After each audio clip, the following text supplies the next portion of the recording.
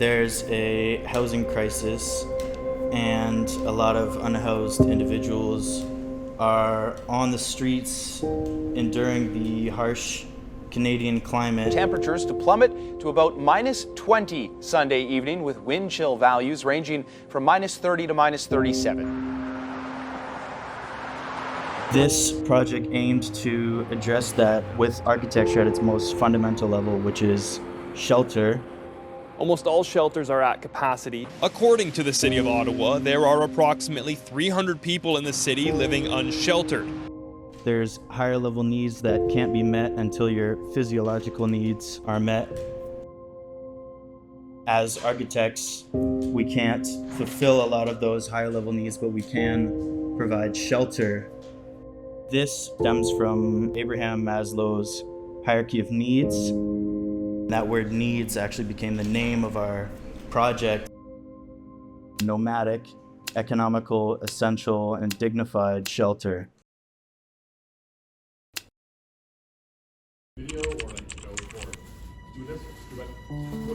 Okay.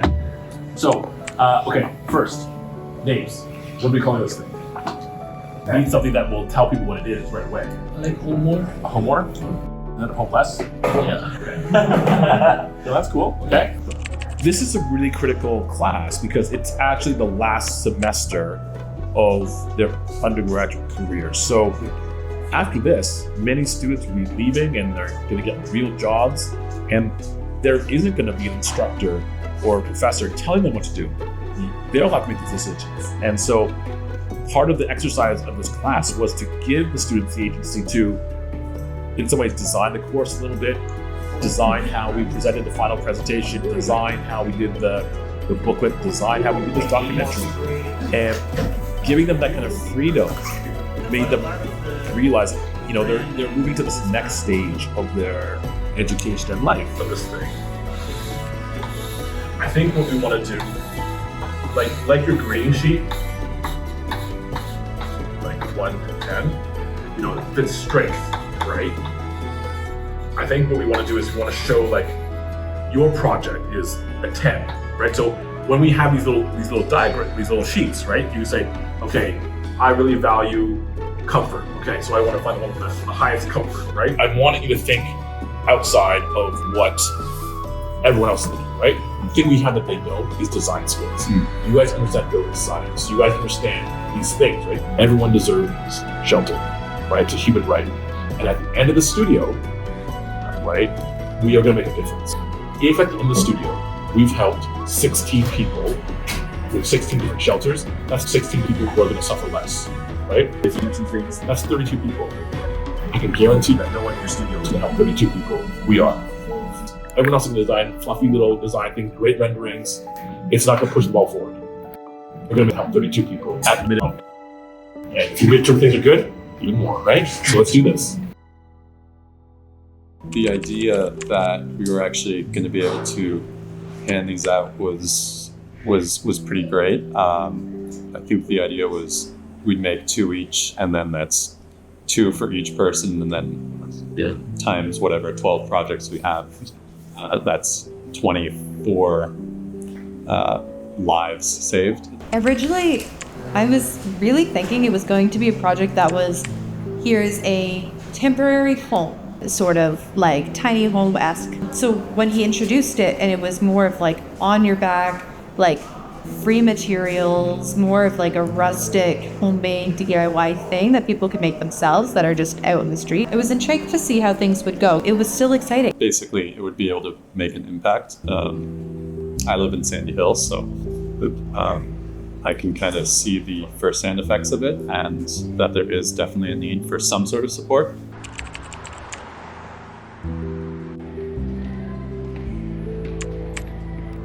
So, do you guys know the real life girls? Going to the Shaw Gallery, I was really taken aback by the parasite. I thought that was a very, very cool idea. Something that I've never seen before. In architecture, we're never taught to think about these small scale builds. Thinking about how to use garbage bags or other reusable materials to create this very simple structure I really liked how they used the ventilation from a different building to create a really nice, warm, and comfortable space that someone can sleep in for the night. Hook it up to a big HVAC system. But normally this would be quite hot.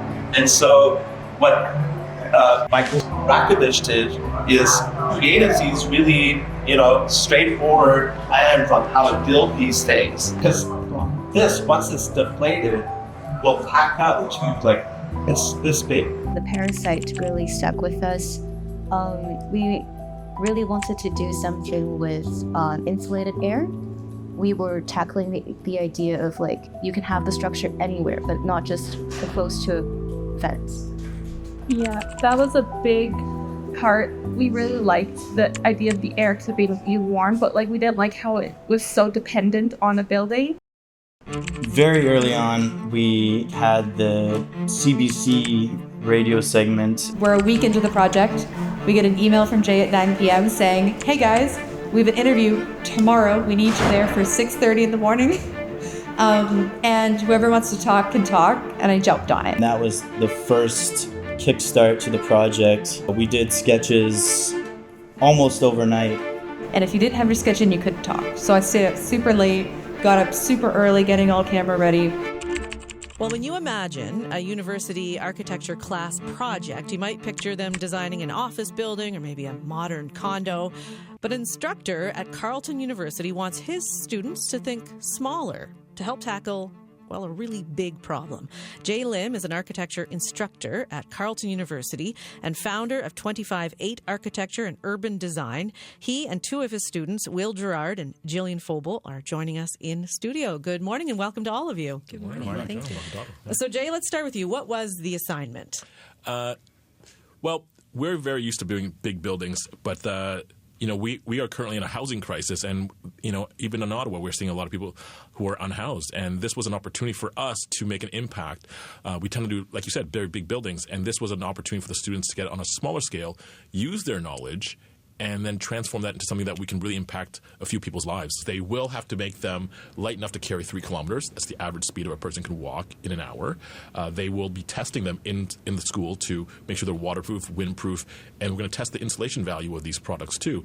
So there is a lot of criteria to make these things work. They can't just build a structure. They have to be mobile. Mm-hmm. Jillian, you're one of the students. What have you been thinking about? Have you come up with any designs so far? Honestly, I've come up with so many, and it's only been a week. It's crazy. And Jillian, how is this better than a tent? I think it gives people, like we were talking about, that dignity, and we're hoping to get one step above what they have right now, right? So maybe it's some protection from the wind, it's that insulation, it's making it warmer, maybe it's drier. Hopefully, people can look at all the different options we have. We have, I think, 16 students, so there's 16 different designs that they can look at which one fits them the best and select that for themselves. This is Jay's model. It's corrugated cardboard. It collapses into a size. If this were true size, it'd probably be in sort of a backpack package, and it can be deployed as a single occupant shelter. Okay. In that origami style that I was talking about. Gotcha. Okay. So this, you're imagining this at a larger scale. Yeah. It can go inside Absolutely, this thing. yeah. Okay. Yeah. So when would you make this available, Will? Like, when do you hope to actually have your prototypes, and could you actually produce them for people to use? That's a good question, because it's really an emergency solution. The faster we work, the faster we can help people. We, of course, have to test them first. We would want to make sure that it's something that we would be comfortable staying in, to make sure that someone else would be comfortable staying in. But we have a midterm where we make our first draft models, and if they're good, we can even give these to the community, but we also have final projects. Jay, I'm curious too, having tents pop up wherever they may pop up in parks, on streets, there's some concern about where people are putting these. And so how have you thought about how the municipality, the city, might feel about this? Right. So one of the mandates of this class not only is in the micro scale of the actual structure, but also on the macro scale. We're going to start thinking about, we've started mapping the city and what kind of services do people need? Where should we aggregate people? What are the opportunities there? And how can we help this society? So, this is a housing crisis, and we're not going to solve that overnight.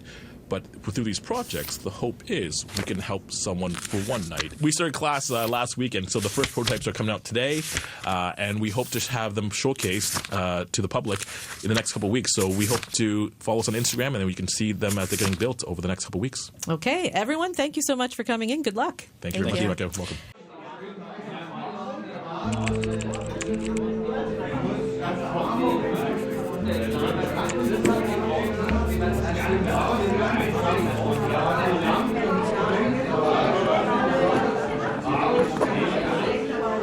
I didn't have like a full-on detailed on how to make these 1, 2, 3, 4, 5 parts from my model. I decide and make judgment along the way because the time is just like in a constraint. You gotta make this like one-to-one. Yeah. Make like test out, get like 2 or 3 sheets. If it doesn't work, move on, right? Move on to the next thing you can actually. Exactly. Fail fast, fail often. Let's do this. Okay, next. I had done some tests personally with the materiality. I really focused on the cheap and easily accessible. So looking at exclusively dollar store materials, free materials. You kind of go into Dollarama without an idea and you come out with 100. It's like a material kind of paradise. Yeah.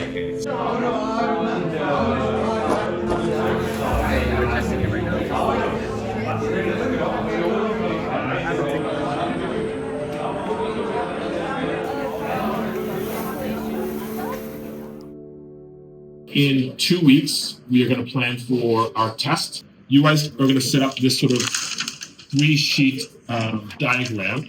We are going to test your items, and then we're going to give you a score. So theoretically, you should know your grade after we do these tests, right? It's 87, it's a 73, it's a 92, right? And it's going to people are going to be able to look at this and say, oh, I want the one that's strongest. So they're going to find a sheet that has the strongest rating. That way they can sort of judge what they want out of each of the projects. So that's your midterm one.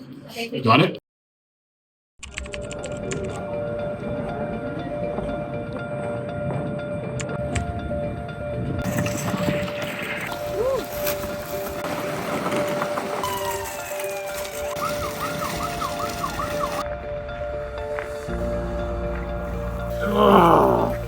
I think the testing here is proving a few things.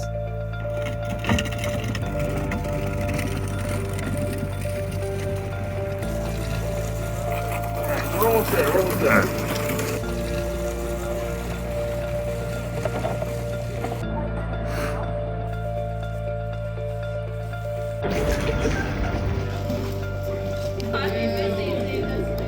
Uh, 10 degrees, not bad. 10 degrees. Oh, It's all relative, right? Transformer. Roll out. Transformer. That's good.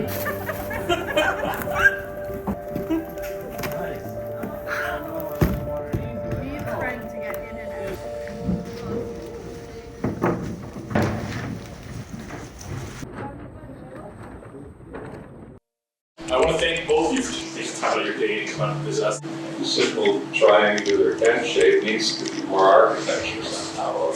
It's in a way like when you were a kid building a fort, you know, you never really thought beyond building a fort. Now you're building a fort that's got social implications. If it's too precious, then people won't respect you as an architect because, you know, you're making some precious thing that nobody really wants it for the fort. It's got to be somewhere in between, you know. So I think you guys have done a fabulous job so far. So I don't get me wrong. I'm not criticizing what I see. If I can say something, I think it's really great that you push your students in this direction because, you know, architects build structures for people, normally at the top and not the bottom. And so to see this is really heartening for me.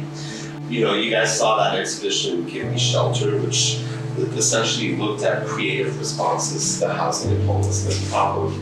And, you know, all of those artists, you know, Michael Rakovich and others, are all visual artists that sort of responded to the homelessness situation. And when those artists made those projects, there were very few architects doing that. And to see an architecture school sort of pushing students towards trying to find solutions for people at the bottom, I think is amazing. In a couple of weeks, we have our final. My hope is that we'll see refinement in all these things. But on behalf of Susie, thank you very much.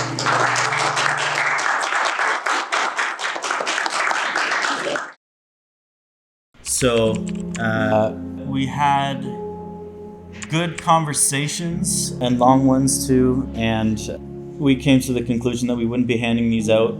I was mad at the change. I think it's deflated some people, but we spent the day really thinking about fine. If they're not going to get how do we change gears? And it felt like we came away from it pretty unanimous that it's the right choice. People on the streets are already going through so much, right? They have issues of finding food, they're dealing with different sort of addictions. Why are we burdening them with the responsibility to make their own shelter as well? Like, because if they could help themselves, they would. Okay. They are doing it. They are. If you walk through downtown, you will see emergency shelters over there. Yeah, to a certain extent they are, right? Yes.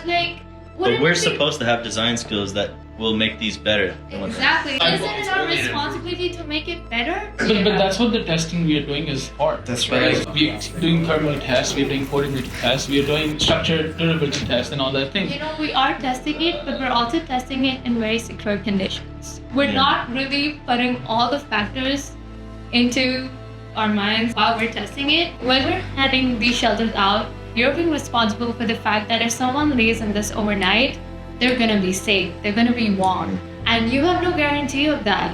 What if it's not? False sense of security. Exactly. At least they will be at least warm for that night. Ignorance is bliss, but you're still dealing with the fact that you're handling someone's life in your hands. I think a big problem with this is that checklist that you self-assess. We're all inclined to give ourselves like an inflated grade, but if someone's life is on the line and it says like this is a 10 out of 10 out of 10 out of 10 on all these categories, you're telling them that this is like 100% secure. Yeah, that's a false promise. We only have a set amount, right? And if you go to a group of these people and you that's true. We got one for you. Just fight amongst yourselves. No, I agree on this. That is a problem. There's something else that could come out of the studio, and it's not like these are 32 structures that will save your life. Maybe it's that if all you have is recycled materials and this small budget, it's like a statement piece saying like, this is all you can do, and even this isn't enough. Do you think this is the solution? Awareness. Yeah. I think the whole idea of raising awareness is a good idea. Like hold an exhibition. Call people, NGOs, people from the city. Honestly, what I the got to local know, paper. We can get the no, that's what I'm saying. We can get journalists to come. I saw an article on Gazette, so USC, they also did this. Reach out to them. Reach out to those magazines. Shelters, right? That's and a great idea. They were published on Gazette. Spread word on Reach out the to internet. them. Publications. Yeah. Our direction now is going to be to move towards this publication and as much publicity as possible. If we can't give them out, we will make it visible. Exactly. We had challenges for sure. We reached out to politicians to sponsor us for the materials and to get the word out. When we heard back from the politicians, it was not a pleasant conversation that I had with them. They were happy that we were working on these kind of projects, but it was election time. They said they will spread the word, but I'd never heard about it. In the way that the studio was structured, a lot of times there were like instances of confusion or like misunderstandings. So there was a bit of a struggle in that mentally on like, what am I doing in the studio? Are we going to the best path? The impact that we're able to have, is it going to be that big? Are we actually doing something for these communities that we're trying to help? It would have been really good to actually bring these out and have people at least be able to test them if they weren't being given up. But I think the way we shifted it was the only way this project really could be shifted. But again, you don't have that real world and that kind of grassroots approach to the project anymore. So hopefully the publicity does kind of work a bit. So the Coolness of the Year is for the Cornerstone Housing for Women, right? They support women in need and in transition. And I have been in contact with them, and it's going to be a great opportunity to showcase your stuff. So we're here at the event, Coolest Day of the Year at All Saints and supporting Cornerstone. Oftentimes we have to turn people away. 165 individuals need care, support, need services, and they need food. My name is Reverend Tony Ann Lam. I'm one of the priests at All Saints Westboro. And the N.E.E.D.S shelter project is very interesting to me, partly because at Westboro we have food bank. And there are multiple shelters in this area. And looking at one of the instructions about the shopping cart and the tarp, this actually reminded me of something that we've seen in our neighborhood. And so I thought we probably as a church could collect these items with these innovative instructions. We can help those most in need. Thank you very much. That's amazing. The community engagement really did blossom in that moment. And there was people who were saying, like, can I take this with me now? And me having to be like, this is just our midterm, like, come back, follow the Instagram, like, come and visit at the end, so we would love to interact with you. Even though at that point our project had switched to instead of handing them out ourselves, it was a moment through the outreach team that we were able to keep that element of the project alive. Our projects should use a unique element in the landscape. That's kind of our jobs as architects, to kind of point out areas that haven't been looked at and kind of come up with an innovative solution. People have kind of lost the creative sense and dealing with these problems in new ways. The Parasite project inspired a lot of us to think about not just the structure itself, but how can these fit within the city. Chris uses benches that are already found in the city. Tan makes his own bench. Nowadays, a lot of benches are hostile towards the unhoused. They usually incorporate the armrest in the middle of the seat to prevent people from lying down on it. So the whole idea of the Bench 2.0 was to create a flat surface and allow the bench to be used again. We learned the relationships that exist within the unhoused community. And so I really wanted to try and give an option in the studio that would support that. My structure, it's designed to fit ideally 2 people. You could stay with your significant other, benefit from each other's body heat, benefit from just each other's presence so you feel more safe and secure. I think this project, at the very least, gave some new ideas to the genres.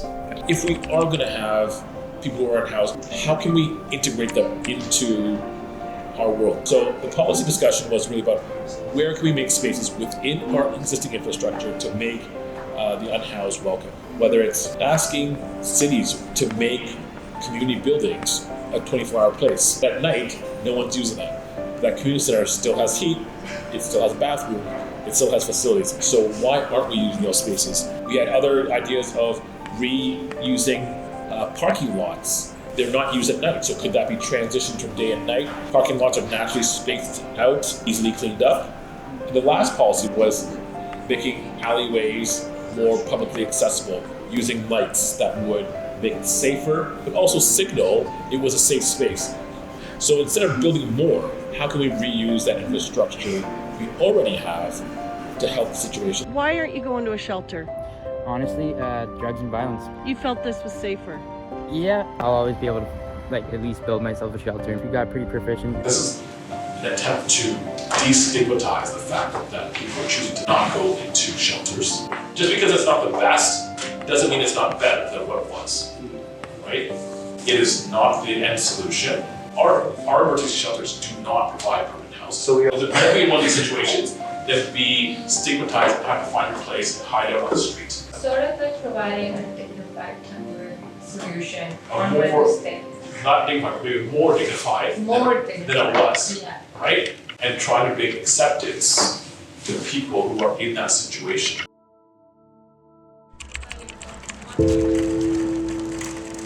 Even though we do not get them out, I want us to keep going. We are going to do a good thing. You guys are still going to learn a lot out of this thing. This is the first year we're running this class this way. The key here now is to make sure that the work that we do does not look like a hack job, right? Everyone believes that we're just doing this thing, right? And all the prototypes we've done prove that the concept works, but I want you guys to make your final iteration refined and make the quality good, even if you are using materials what we're using here. People are doubting us in regards to our ability, or what can be done here, and I believe you guys can do a way better job. The final, let's work on making, like taping those seams better, right? Let's use better materials and try to figure out how to do it. We're gonna get stencils instead of handwriting stuff onto our structures. Let's show people that we actually care here, and this is not just a party trick, right? We're gonna actually make these things work. So we're gonna come together and refine these designs a bit more. So I do think there's something excellent here. So don't get discouraged. Let's keep it going. What I saw at the midterm was looking good. I was a bit concerned that we weren't doing enough for the community, more so because we didn't have the opportunity to actually talk to homeless people and kind of ask them what they need. So when we were doing these projects in studio, we were kind of going off of our own idea or perceived notions of what we think homeless people need. So that was one of my biggest concerns, and I think I was a bit relieved when we found out that it was just going to end up being more of an experiment than the project that we end up deploying, because I think the structures themselves there wasn't enough time for them to be fully finalized. When we changed our direction towards awareness, it gave us a little bit of peace that we could approach more of a creative idea. It became more about the idea of the project and less about the success of the testing. There's a little bit of exhaustion, which is natural. End of the year is always busy, but the reins are being pulled on us a little too tight, and it's a lot. It's very stressful.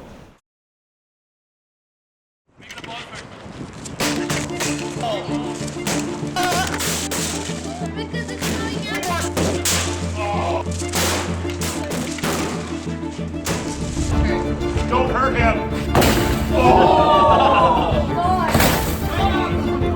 Michael!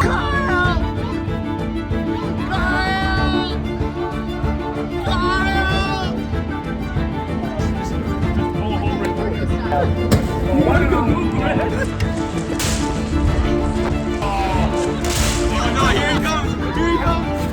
Am I do like this or no?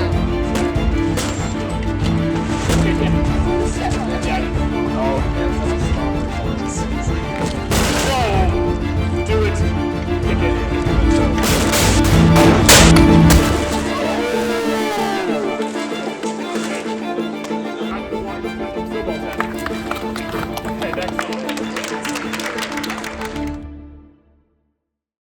So there was some rage to get out.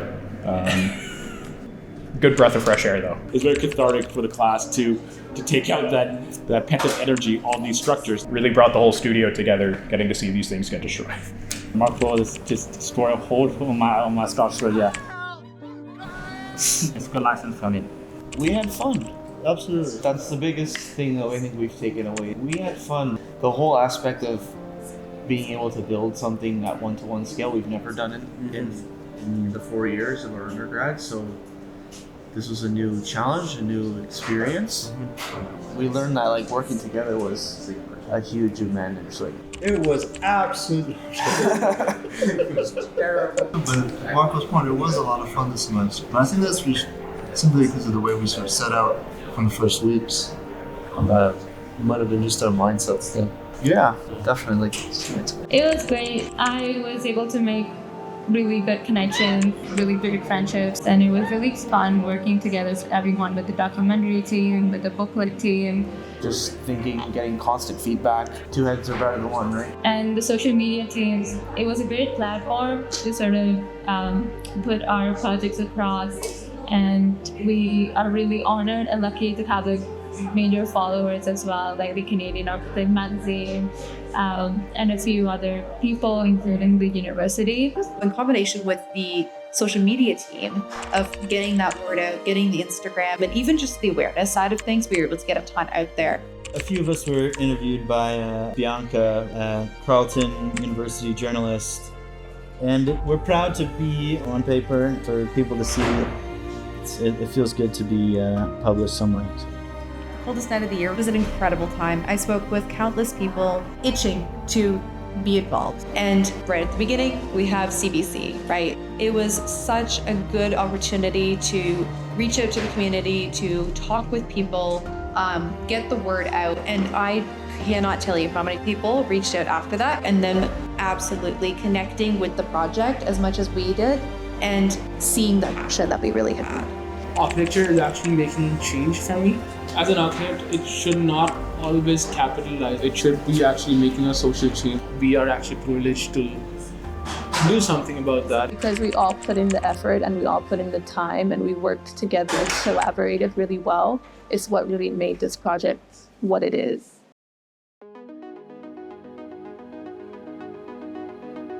My name is Kyle and my project is called Pipedoll.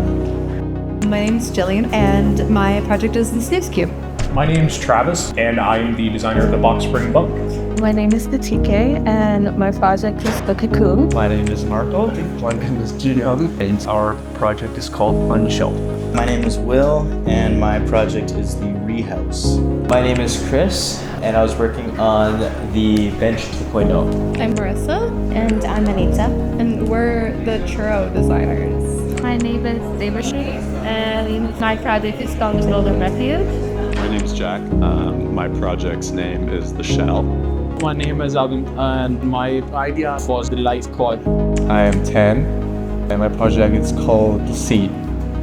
It's been really fun working on one big idea. We each have our own individual projects with different names, but we're all part of the N.E.E.D.S project team.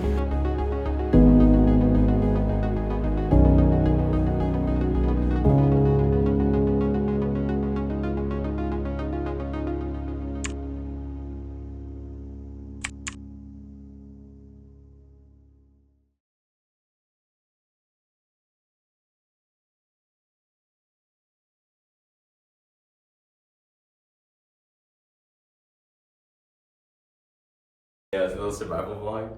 Wait, let me get it. 0.5. Hey guys. So this is what it takes to film this documentary. We're stuck in the elevator now.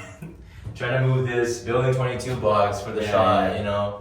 Use only if necessary, but we find this necessary, but there were plenty of warnings, but we pay the price to make this documentary.